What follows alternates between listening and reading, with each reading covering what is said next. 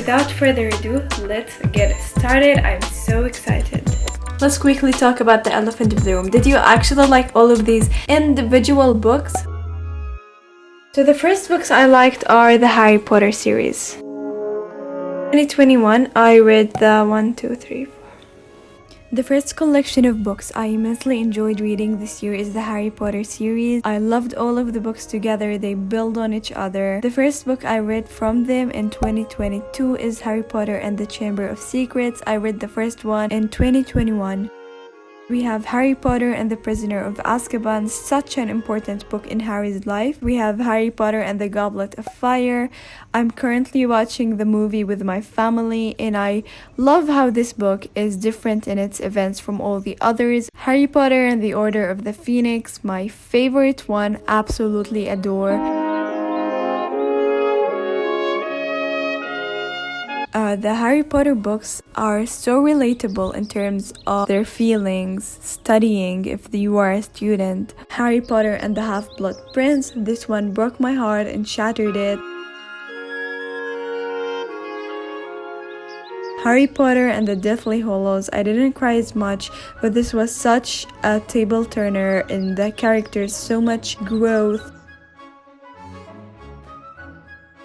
Moving on to Educated, it made me fall in love with the genre of memoirs and I'm hoping to read more this year. Educated was without a doubt one of my favorite books for my life. The experiences that she went through, there was much to be learned and much to be acknowledged about the world that we live in. A book that's going to stay with me forever, and I wish that my life would just go and pause and that I'd continue reading because her story was captivating and it was one of hard work, and I really love this book and I rated it 5 stars.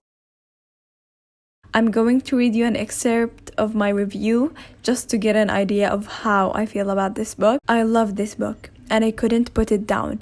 I wished I could pause my life and just read it over and over again.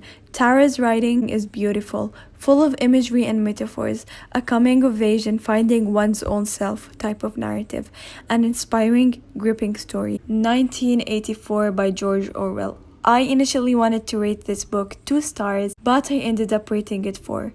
The reason I wanted to rate it 2 stars is because I disliked one of the main focal points of the story. The story seemed very redundant at times, and it was very repetitive. But this story is real-life horror. It makes you think about power, people around you, your world, and that's what I like about it, that it makes you think and it doesn't give you a way of thinking. It's such a thought-provoking book. It's a dystopian genre, so if you're into that, The Brain, the Story of You. If you know me in real life, you probably know that I love everything neuroscience, everything about the brain. This book was a treat to my soul.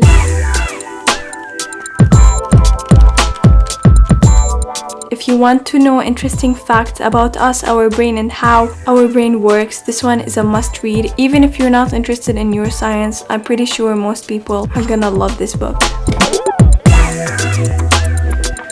Going back to the fiction genres, I have Pride and Prejudice. This is the abridged version of Pride and Prejudice. I read the unabridged version, the one which is basically unshortened and longer. I listened to it as an audiobook actually on YouTube and I loved it. Jane Austen really outdid herself and I fell in love with the way she writes, her character building.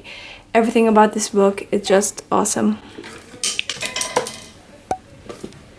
And now one of my favorite books, The Shining. This book, let me tell you, is almost 700 pages long.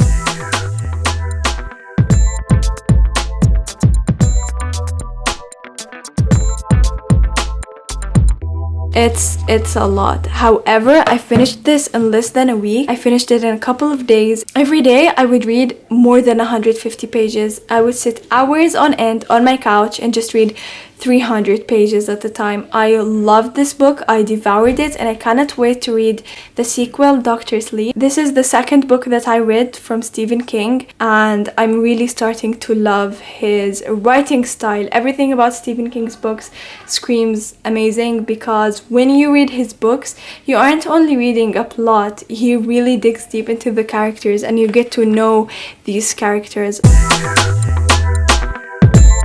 It made me anxious and scared. I love this. Now on the screen, I'm going to put other books that I really liked but that I didn't have a physical copy of. Behind Closed Doors. Honestly, this book was amazing. It's psychological thriller. If you're into that genre, I suggest you read this very, very much. They are the perfect husband and wife, but things are never truly perfect, are they? If that intrigued you, I suggest you read this book. I also listened to this as an audiobook. I found it on YouTube and I really loved it. Hey guys, so I came back here to quickly tell you that I forgot to mention 2 books, and one is The Great Gatsby. I had to read this in summer and do some summer work on it for IB, and you can see that I annotated it, highlighted it, took notes, analyzed it, analyzed the characters, the events, everything.